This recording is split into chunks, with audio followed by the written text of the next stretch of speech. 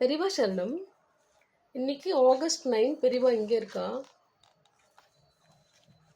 இன்னைக்கு தலைப்பு கோவில்களில் நெய் தீபம் ஏற்றுவோம்.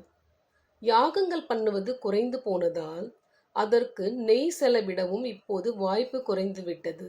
ஆனாலும் வீடுகளில் பூஜை, கோவில்களில் பூஜை, மடாலயங்களில் பூஜை என்று இப்போதும் தெய்வ காரியங்கள் நடந்து வருவதால் நெய் தீபம் ஏற்றும் வழக்கத்தை ஏற்படுத்தி கொள்ளலாம். நாமே பால் தோய்த்து வெண்ணெய் எடுத்து சுத்தமான பசுனை தயாரித்து கோயில்களுக்கும் மடாலயங்களுக்கும் கொடுப்பது பரம புண்ணியம். நெய் விளக்கின் ஜோதி வெளியே வெள்ளை வெளியேர் என்று வீசுவது போலவே உள்ளேயும் பவித்திர தன்மையை ஊட்டும். தெய்வ சன்னிதானத்தில் அது இருப்பது மிகவும் விசேஷம். கோவில்களில் வெள்ளிக்கிழமைகளிலாவது நெய் தீபம் எரியுமாறு ஏற்பாடு செய்ய வேண்டியது பக்தர்களின் கடமை.